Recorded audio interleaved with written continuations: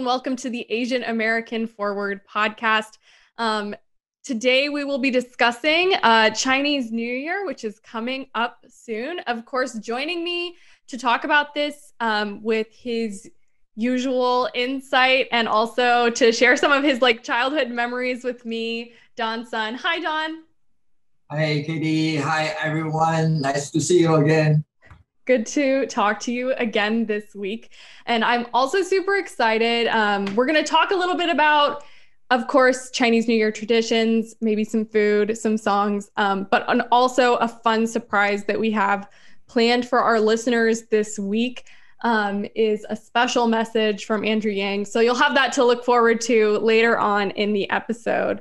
And so we'll just get started right away. 2021, this year, is the year of the ox. And so I was hoping, Don, that you could tell me a little bit about the symbolism of the year of the ox and why that's, significant. Every Chinese, they have a particular link to his year of ox, or it's a pig or rat, whatever that you belong to. But the year of ox is actually you can relate it to anyone born in this year, or it's a 12 years cycle.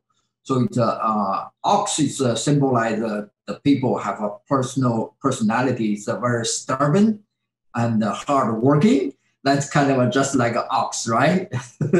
For the Chinese, ox is mostly in the farmland. The ox is always to plant the seed in the spring, and the ox is represent the people is honest and very industry, and also it's with pretty good integrity of personality. Those if you're born on the ox, I pay a lot of respect to you. I was actually born on the year of the ox. I was born in 1997. Oh my God! Congratulations! That's like your year. So this means that I'm stubborn. Kind of. But also strong, right? Yes, very, very strong. The personality, whatever the goal you set in your life, generally it's not easily to shift. So it's you stick with your goal or the value of your life. You just keep working on that direction. And is there any kind of I know we talk about American culture and politics a lot. Is there any kind of political significance to the different Chinese zodiac years kind of in China or in Asian American politics in the US? Yeah, and it's everything in this country or in the world, everything you can connect it to the politics. When I think about this episode talking about the Chinese New Year, there's a couple of things that we can talk about. One is in China, how it's related to the politics, and also this country, how they related to the politics.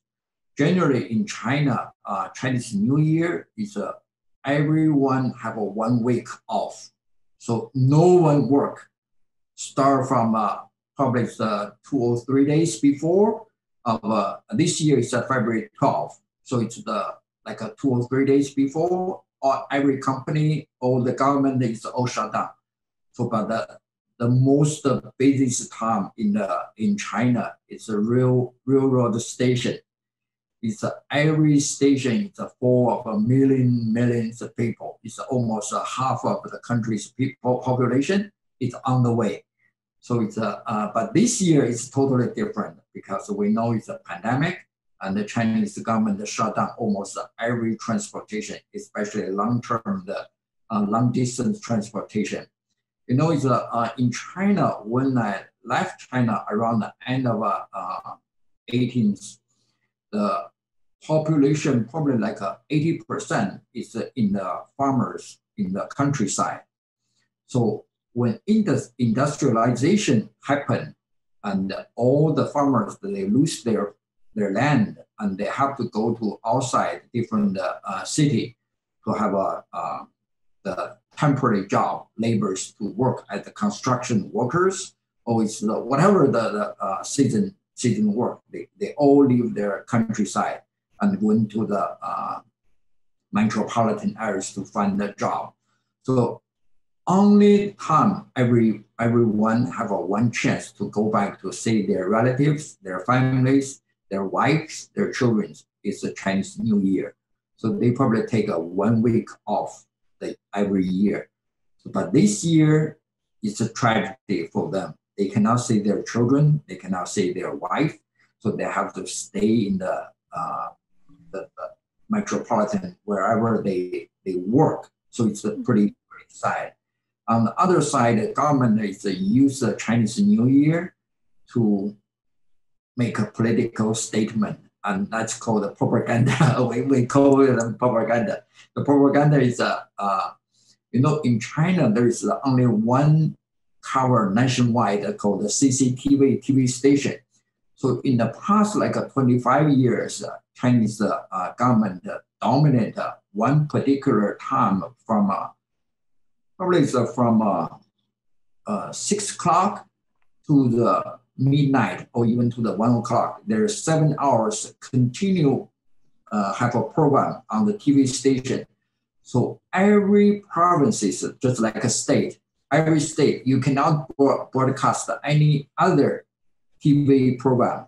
Only one you have to let people watch CCTV. That's the central committee control the media TV network. Everyone have to watch that one. But that time, the CCTV going to invite the most famous singers, performers. Always have a time slot to performance theirs. And if any artist can be on the Chinese New Year, the celebration TV network evening, their value is going to be 100 times more next year. So they can sign the contract 100 times more money. So but the message have been controlled by the Chinese central government propaganda department. So it's every episode, every performance, everything, every word have been censored. So that's the relationship with the entertainment or Chinese New Year linked with politics. That's what I'm feeling. So with the most ordinary people, like if you work in the private company, most people, especially young people, they don't watch it anymore. So it's only old people, they go to the TV station to watch it. And most time young people, they just play their own games. It's interesting what you said about travel being shut down in China and how similar that seems to kind of experiences that we've had over the holidays here in the US because of the coronavirus travel obviously wasn't shut down, but so similarities and differences, but a lot of people who are being more cautious about the virus and haven't seen their family in a year or more in some cases. So that's super interesting. I also wanted to talk about music. So we've gotten a little bit into culture and different things, but I was looking up some Chinese New Year songs.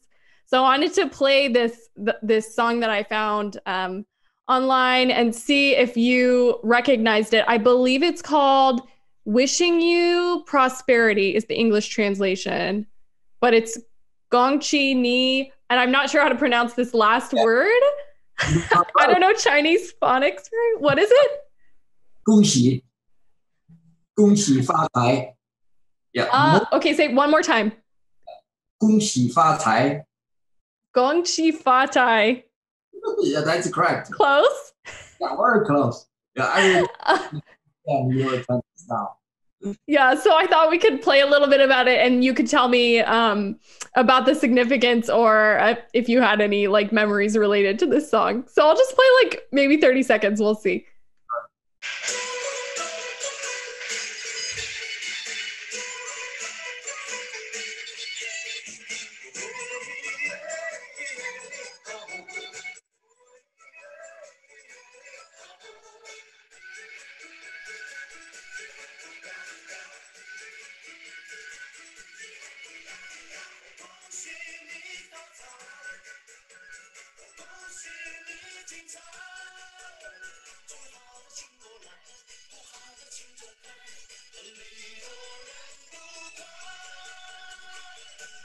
That seems like a good place to stop. So what tell me about the song. What does it mean? Okay. In January, the Chinese used to be very poor country in terms of economy. So it's the most time they use the Chinese New Year to wish others they can make money. So that means this is the theme of this song. And the lyric and also the music and the instrument is all coming from northern of China, very traditional countryside. And that's farmers or peasants, they celebrate, they use all the traditional instrument to celebrate. And that's bring me to my childhood memories a lot, because it's this kind of music or instrument you can only see during the Chinese New Year. The people they join all the party on the outside of a village. Each village is I used to live. There's like 100 people or 200 people, and a little bit bigger village, probably around 500 people. That's a big village. Every year, I went back from Beijing, that's the metropolitan capital of China, went back to Shandong, a very, very small town in the northern China. So it's when I get there and I see my uncle, my aunts, and my last name is Song. And the whole village is called the Song Village. So it's everyone in that village is have a same last name. So it's most people is somehow is relatives to me. So it's from the very beginning. Is we get up around 7 in the morning, and the day sometimes it's still not very bright, not light yet. So we start knocking the door from the most seniors. Relatives like my uncle or my grandfather or grandfather-in-law, and they start knocking the door. And they expected all the young people going to visit them. So they have a red envelope ready. So it's when we go there, they give us the one red envelope. We don't know it's a $1 or $2, but somehow there's some money there. So that's why it's every kid go to visit the relatives. So the whole day in the Chinese New Year, we probably going to visit like 10 to 20 families. And during the dinner time, we collect who get the most red envelope and how much money who can win. That's the most exciting. That's the whole year, or the money I can spend to buy chocolate or whatever that's the most exciting things for us. That's childhood, the part of a memory. And then yeah, go ahead. And then we have the dinner. The dinner is very, very traditional. We don't have a flour. So in January, in the countryside, when I was childhood, we don't have a food, the rice. We don't have a meat. So it's only Chinese New Year at the dinner night we can have a meat. So it's the day before, the only pig the family raised is killed the eve of New Year. And then it's at the dinner time, we have a pig, or it's if you have a 1 or 2 chicken, you can have a chicken, or if you have a duck, that's everything we have the whole year. We never see any the meat, any oil, or any rice. That's the only time we can have a so abundant the dinner, and the whole people is sitting on the bed. I don't think you can understand. In Chinese rural areas, there's no dining table, no guest room. It's everyone eat dinner on the bed. That bed have been used the fire to warm up the bed. It's made by the dirt, and then you fire it up, and then the whole bed is very, very hot. So you just sit there, you don't feel cold, because in the rural China, in the northern China, it's very, very cold. But they warm up the bed, and all the men, only men have a capacity. Even I was only 7 or 8 or 10, I can still be a man to sit on the bed.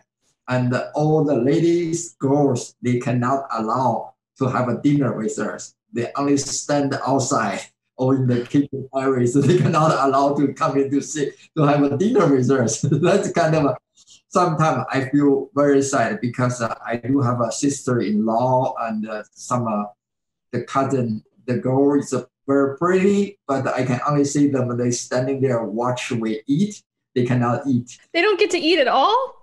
No, they can eat, but they don't allow to sit with us. Oh, okay. They have to go like sit and eat somewhere else. I love the red envelope too. Totally sounds like a cross between like Christmas, Halloween, and the Tooth Fairy all in one. Do you remember saving up your red envelope money for anything when you were a kid and like buying something specific? Or would you like spend it all on candy? Yeah, I feel pretty bad if I recall my childhood. It's about how to spend the red envelope of money. And almost 100% I spend my money on chocolate. So it's I bought chocolate almost every week. I ratio for myself. So it's I control that if I have a $10, I divide it 10. So it's every week or every month I can only spend $10 or $1 is the 1% of the whole year. And then I spend that one, only spend on the chocolate. That chocolate is not like today's chocolate. That's chocolate that have no shape, just a whole bunch of the crack there. But I like chocolate very much. All my money is spent there. But when I grew up, probably after like 12 or 13, I start to buy some the picture book because it's it's the old kids like a picture book, and I spend all the money on the picture book from after I give up chocolate.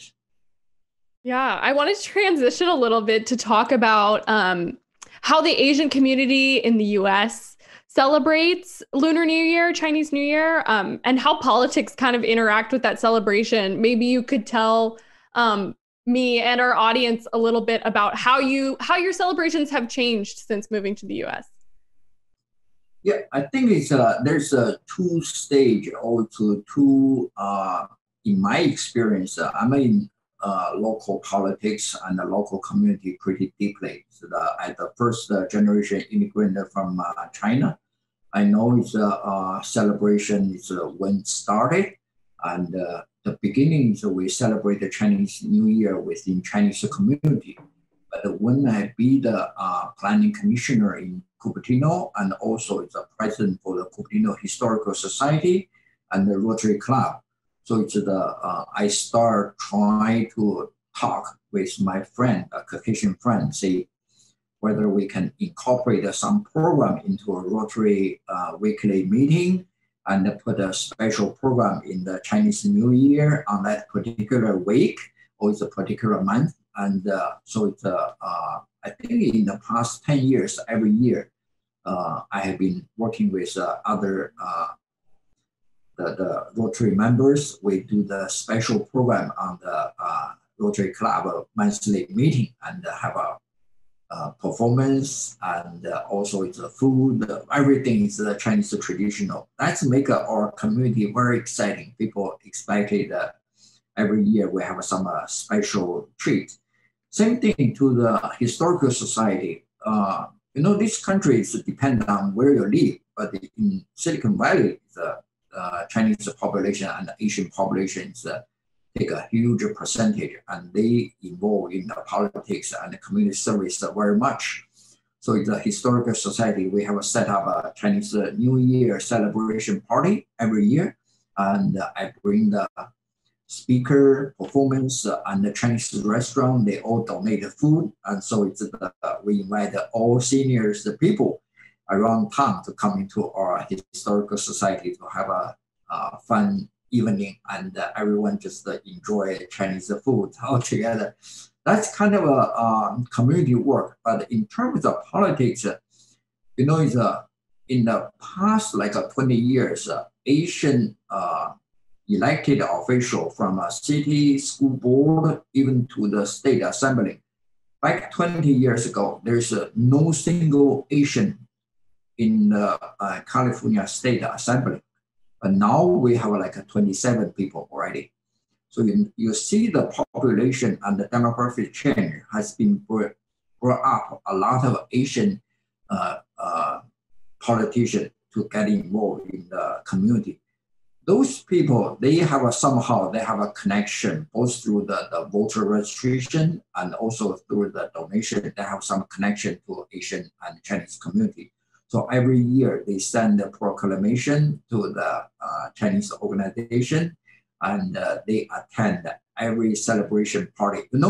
Politics sometimes is tough, but when you have a cultural stuff involved in the politics, that's make people more friendly, more closer to each other. So every politician, if they have a living in the Silicon Valley, they will attend to Chinese New Year celebration party. Just go there, have fun, and make a new friend. And then when election coming, they can outreach to them, say, hey, I have been attend to your party.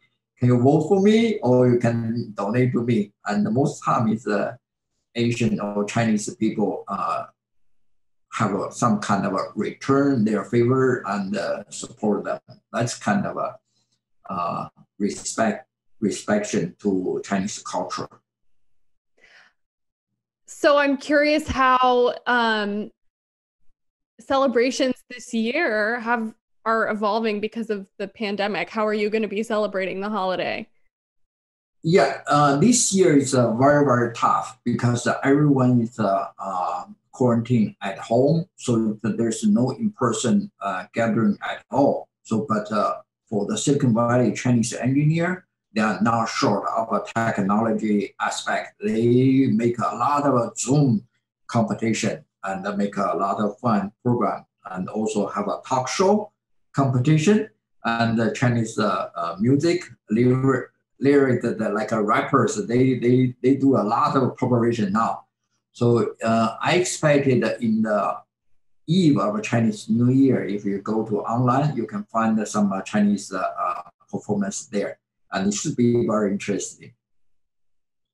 But you're not going to do anything personally, or are you like hosting Zoom events at all, or? Yeah, and on the February 12th, that's the Chinese New Year, and it's my new boss, and Andrew Yang, he ran for the New York mayor. And I have put a lot of time window for him to celebrate with all the Chinese Asian around the country. So he probably going to have 3 or 4 dinners with all different groups, and also he's going to attend this virtual dinner together with the wine, just the gambling cheers over the internet. That's the thing is I try to plan ahead at this moment. I think that's probably we don't know what's the impact, but that's what we plan. Well, speaking of food, I am wondering what kinds of things are you really associate, or foods that you're like, I'm definitely going to eat this year on Chinese New Year?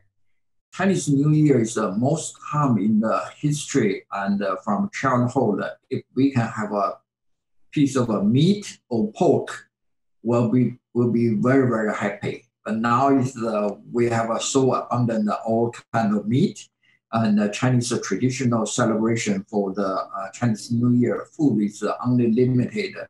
Probably most people are going to have a handmade dumpling. So it's all the family getting together to buy the flour and make some dumpling skin, and then you can make a different the meat inside, and people working together while you're cooking.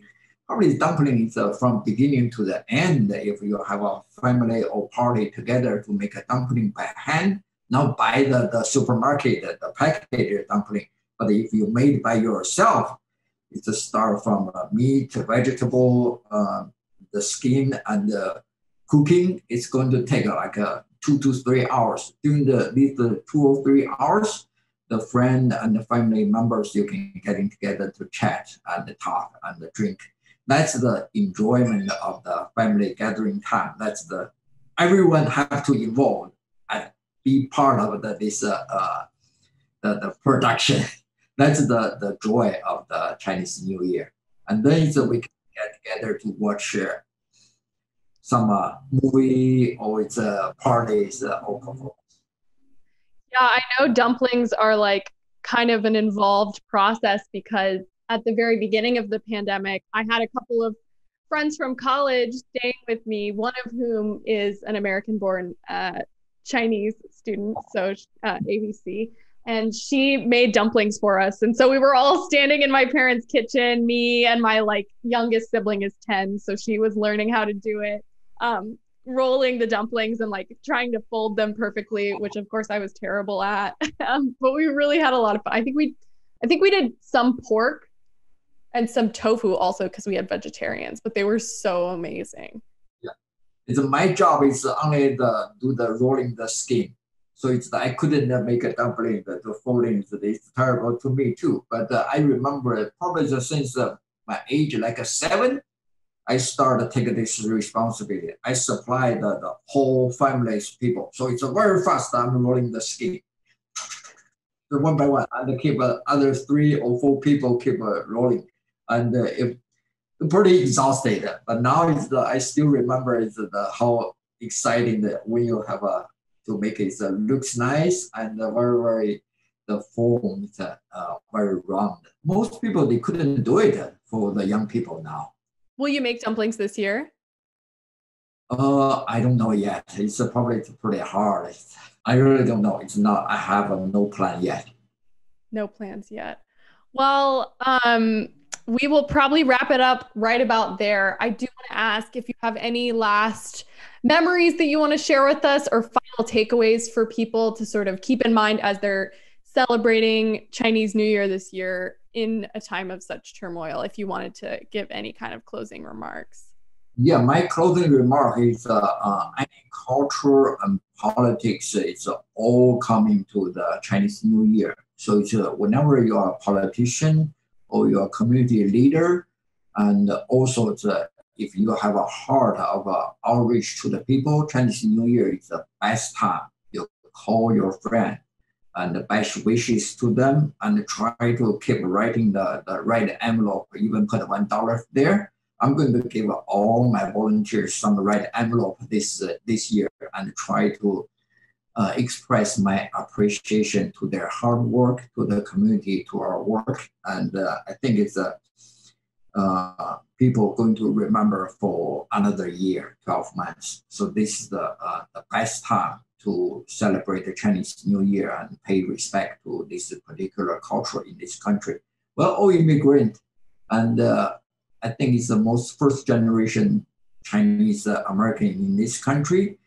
It's very hard for them to forget this particular holiday they are going to celebrate. And if you can outreach to them, they're going to keep your friendship forever. That's very sweet to think about a time of gratitude, especially in such tumultuous times, and also just a general good attitude to keep going into any year, that we can be open to experiencing new things and engaging with new people and communities. So I think that's a really great note for us to end on. And of course, we will have our message from Andrew Yang as promised now. Hello everyone, happy Chinese New Year, 新年快乐, happy year of the ox. I am super excited about the year ahead, in part because I'm running for mayor of New York City, and right now I am ahead in the polls by 10 points, and we have a great chance to win. Would absolutely love your support on this campaign. The fact is, COVID eventually will pass, and then New York will be back, and we can speed it up. Thank you all so much. Happy Chinese New Year. It was really good to hear from you this week, Don, and to hear, of course, from your boss, from Andrew Yang. We talk about him a lot on this podcast, but it was fun to have his voice involved. Thanks so much for joining me this week, Don. Thank you, Katie. Thank you, everyone. Happy Ox Year. Happy New Year. That was a lot of fun. So thank you. My name is Katie Simpson. Our podcast is sponsored by Asian American Forward. You can visit our website at www.asianamericanforward.com. If you enjoyed the show this week or have a topic you'd like to hear us discuss on a future episode, send us your comments at info@asianamericanforward.com. We'd love to hear from you. You can also find us on Facebook and hear more conversations between Don and I at our YouTube channel. So you should definitely subscribe to our YouTube and also send comments. If you have any future topics you'd like to hear us discuss, you can drop them in our YouTube comments as well. If you're a fan of the show, leave us a review in the Apple Podcast store or tell someone about us. It really helps people find the show. Thanks for listening, and we'll talk to you again next week. Thank you. Bye.